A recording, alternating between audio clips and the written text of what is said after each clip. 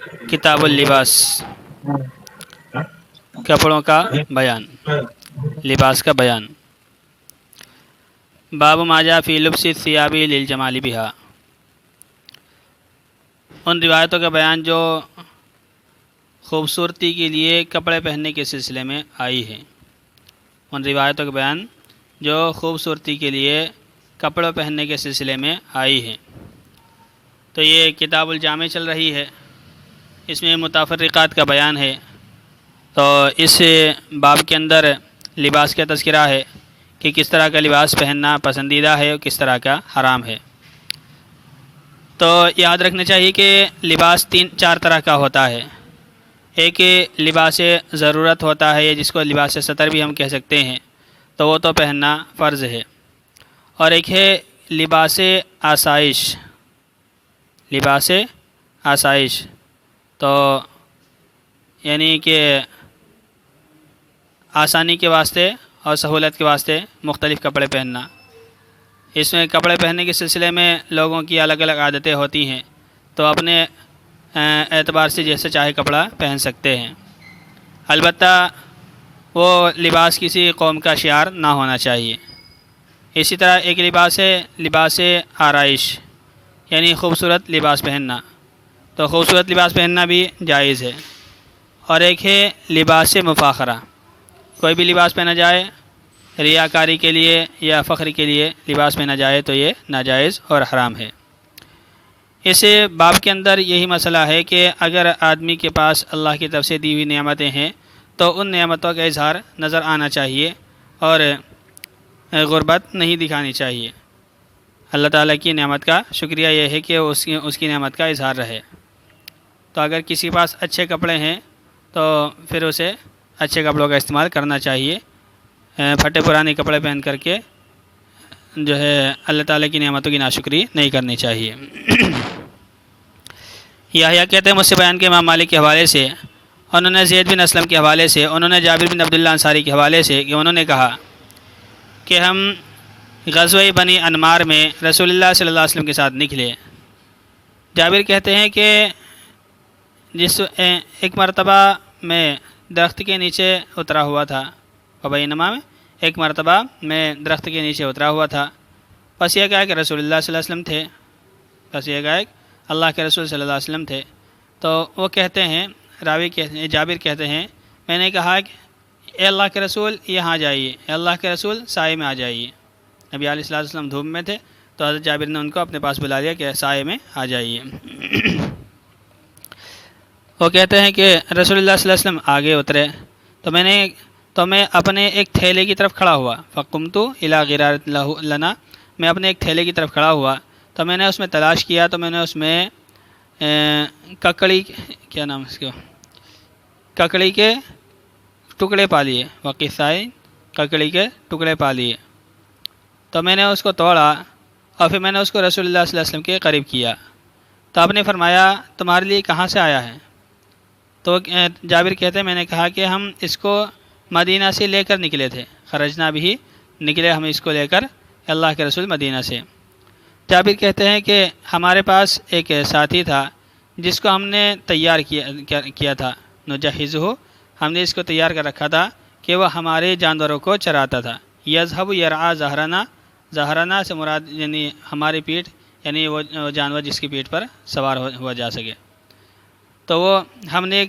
ہمارا ایک ساتھی تھا جس کو ہم نے تیار کر رکھا تھا، وہ ہمارے جانوروں کو چراتا تھا۔ تو وہ کہتے ہیں میں نے اس کے لیے اس کو تیار کیا، پھر وہ جانوروں میں جانے لگا،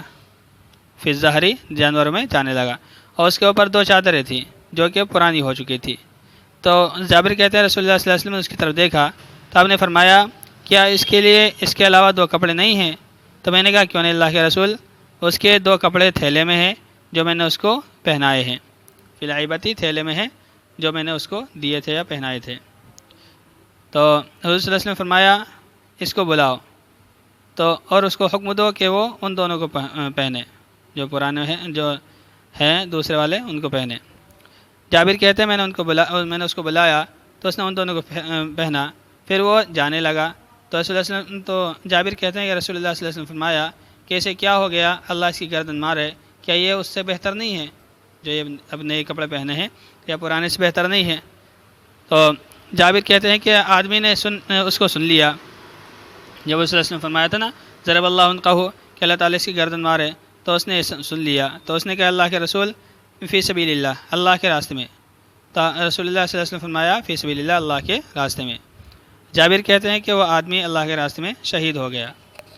تو بہرحال اس میں یہ ہے کہ لباس آسائش پہننا چاہیے، اگر اللہ تعالیٰ نے خوبصورت کپڑے دیے ہیں تو ان کا استعمال کرنا چاہیے، ہاں البتہ فخر اور ریاکاری اس میں نہیں کرنی چاہیے، فخر اور دکھاوا ریاکاری نہیں کرنی چاہیے۔ اور اگلی جو روایت آ رہی ہے ان کا بھی یہ خلاصہ ہے، یہ ہے کہ تم اس بیان کے مالک کے والے سے کہ ان کی بات پہنچی کہ عمر بن خطاب رضی اللہ تعالیٰ نے فرمایا کہ میں پسند کرتا ہوں کہ میں دیکھوں قاریوں کو سفید کپڑوں والا، میں پسند کرتا ہوں کہ میں دیکھوں قاریوں کو سفید کپڑوں والا، جو کہ پہلے زمانے میں قاری جو ہوتا تھا وہ صرف قرآن کو اچھی طرح پڑھنے والا ہی نہیں ہوتا تھا، بلکہ وہ قرآن کے معنی و مفاہیم کو بھی جاننے والا ہوتا تھا۔ تو قاری یہ ایک طرح سے عالم کے معنی میں استعمال ہوتا تھا، جیسے عالم ہوتا ہے کہ وہ مسائل وغیرہ کو جانتا ہے، اسی طرح سے قاری کہا جاتا تھا۔ تو بہرحال جو دین سے وابستہ لوگ ہیں، چاہے وہ قاری ہوں، حافظ ہوں، عالم ہوں، انہیں سفید کپڑے پہننا چاہیے۔ حضرت عمر فرماتے ہیں مجھے یہ پسندیدہ ہے۔ عمر بن خطاب نے کہا کہ میں پسند کرتا ہوں کہ میں دیکھوں قاریوں کو سفید کپڑوں میں۔ اور یہ ہے کہ تم اس بیان کے مالک کے حوالے سے انہوں نے ایوب بن ابی تمیمہ کے حوالے سے، انہوں نے ابن سیرین کے حوالے سے وہ کہتے ہیں کہ عمر بن خطاب نے کہا کہ جب اللہ تعالیٰ تمہارے اوپر وسعت کرے تو تم بھی اپنے اوپر وسعت کرو، اور آدمی اپنے اوپر اپنے کپڑوں کو سجائے، جمع مانے جمائے یعنی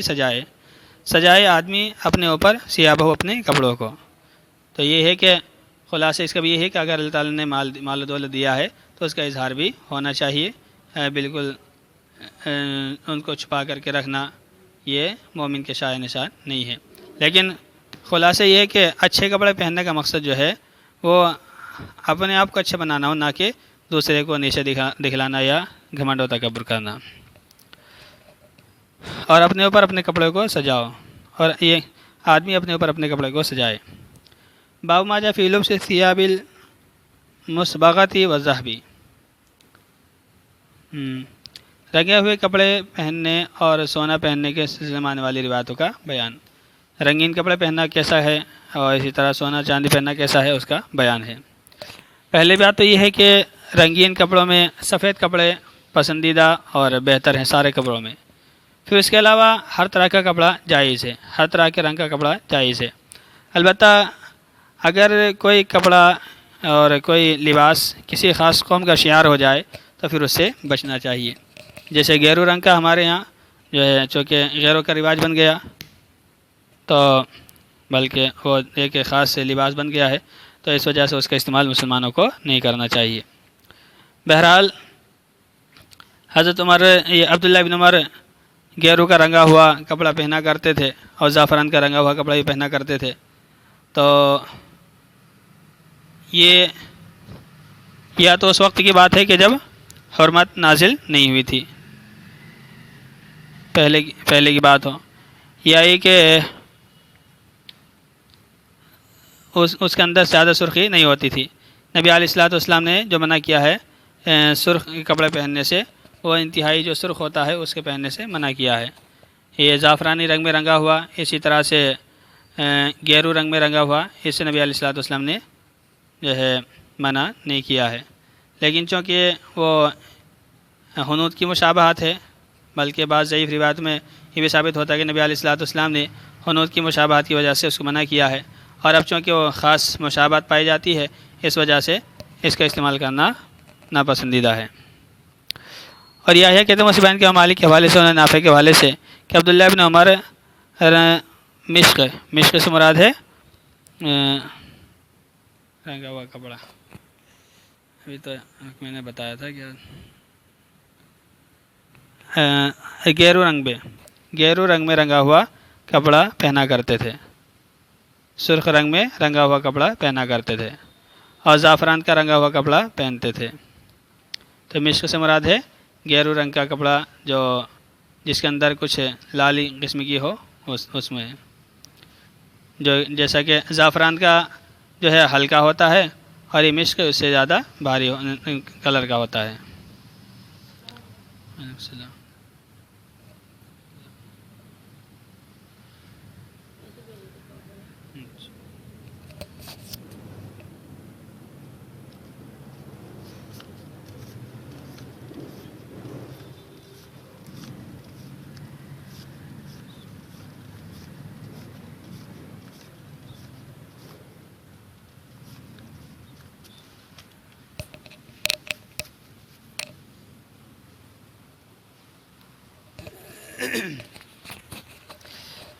تو گیرو رنگ برنگے ہوئے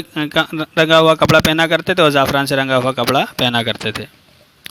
یہ کہتے ہیں میں نے امام مالک کو کہتے ہوئے سنا کہ میں ناپسند کرتا ہوں کہ لڑکے سونے میں سے کچھ بھی پہنے۔ مردوں کے لیے سونا پہننا حرام ہے، چاہے بڑے ہوں یا چھوٹے ہوں، سبھی کے لیے، اور بچوں کے لیے بھی، بچوں کو بھی سونا پہنانا، لڑکوں کو سونا پہنانا یہ بھی ناجائز ہے۔ تو فرماتے ہیں کہ میں ناپسند کرتا ہوں کہ لڑکے سونے میں سے کچھ پہنے، اس لیے کہ مجھے یہ بات پہنچی ہے کہ رسول اللہ صلی اللہ علیہ وسلم نے سونا پہننے سے منع فرمایا ہے۔ تو میں مردوں کے لیے ناپسند کرتا ہوں، ان میں سے بڑوں کے لیے بھی اور چھوٹے کے لیے بھی، یعنی جو حکم مردوں کے جوانوں کے لیے ہے وہی حکم جو ہے بچوں کے لیے بھی ہے، اور یہ حکم جو ہے ان کے ماں باپ سے یا ذمہ داروں سے متعلق ہے کہ بچوں کو سونا نہ پہنائیں۔ یہ کہتے میں نے امام مالک کو کہتے ہوئے سنا فی الملاحف المعصفرۃ فی البیوت، کہ رنگے ہوئے کپڑوں کے بارے میں گھروں میں مردوں کے لیے، اور فی الافنیۃ اور صحن میں، گھروں میں اور صحن میں۔ یہ کہتے میں نے امام مالک کو کہتے ہوئے سنا رنگے ہوئے کپڑوں کے بارے میں کہ گھروں میں ہے مردوں کے لیے اور صحن میں، یعنی اگر کوئی زعفرانی رنگ میں رنگا ہوا کپڑا ہو تو اس کو مرد گھر میں اور صحن میں پہن سکتا ہے، یعنی باہر ان کو پہن کر کے نہ نکلے، اور فرمایا کہ میں اس کو حرام نہیں سمجھتا ہوں،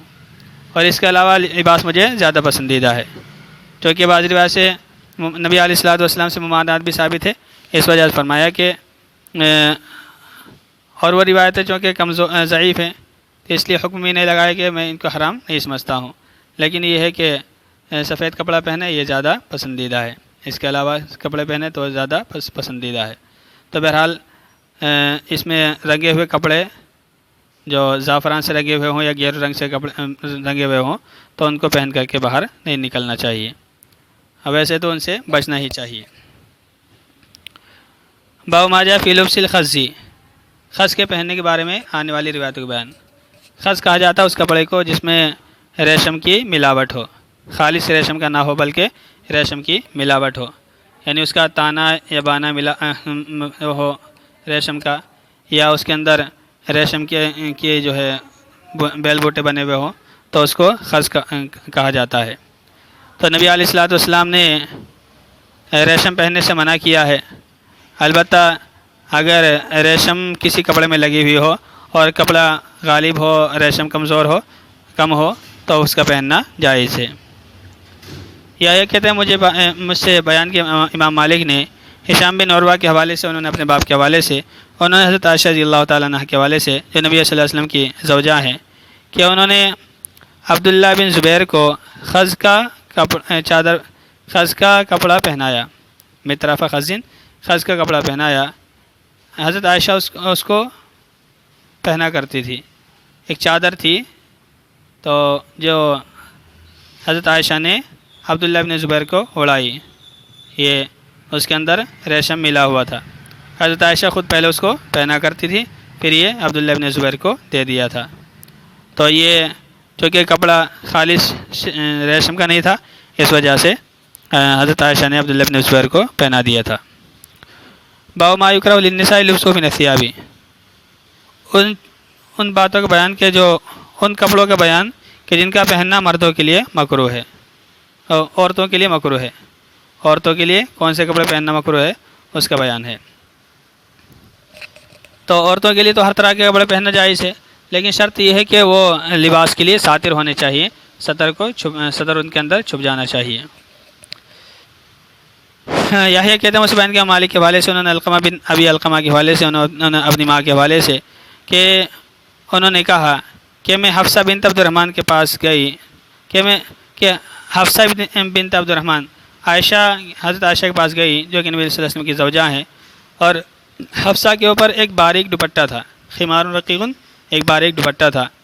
تو اس کو حضرت عائشہ نے پھاڑ دیا اور ان کو ایک بھاری دوپٹہ دیا۔ تو ایسا دوپٹہ جو بالکل باریک ہو، جس میں بال نظر آئے یا جس میں نظر آئے، تو ایسا کپڑا پہننے سے کوئی فائدہ نہیں ہے بلکہ ایک گناہ کی بات ہے۔ تو حضرت عائشہ نے دوسرا کپڑا ان کو پہنا دیا اور اس کو پھاڑ دیا تاکہ وہ آئندہ اس کا استعمال نہ کریں۔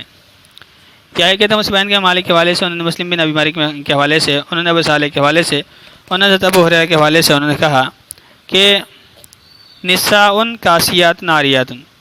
کچھ کپڑے پہننے والی عورتیں ننگی ہیں، مائل کرنے والی ہیں اور مائل ہونے والی ہیں، اور جنت میں داخل نہیں ہوں گی اور نہ جنت کی خوشبو سونگھ سکیں گی، حالانکہ اس کی خوشبو 500 سال کی مسافت سے محسوس ہو جاتی ہے۔ تو کچھ عورتیں بظاہر تو کپڑا پہننے والی ہوتی ہیں لیکن حقیقت میں بدن نظر آنے کی وجہ سے وہ ننگی کہلاتی ہیں، اور اسی طرح سے لوگوں کو کی طرف مائل ہوتی ہیں اور لوگوں کی طرف مائل کرتی ہیں، وہ جنت کی خوشبو بھی نہ سونگھ سکیں گی۔ تو یہ ابتدائی معاملہ ہے کہ ابتدا میں وہ جنت میں نہیں جائیں گی، جنہ جنت کی خوشبو ان کو احساس ہوگا، البتہ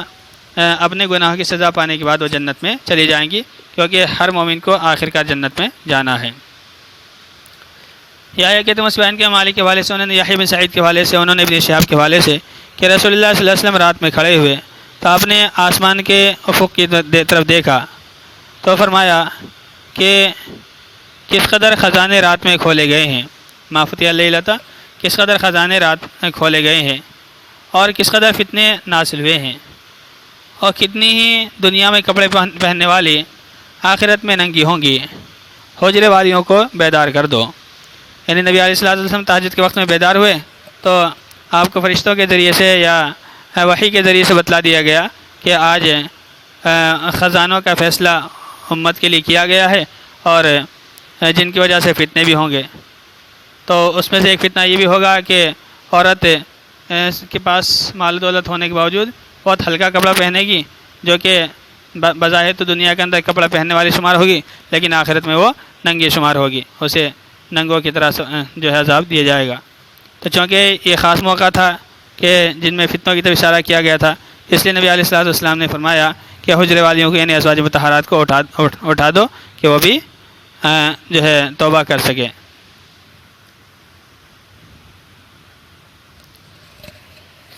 چلیے ٹھیک۔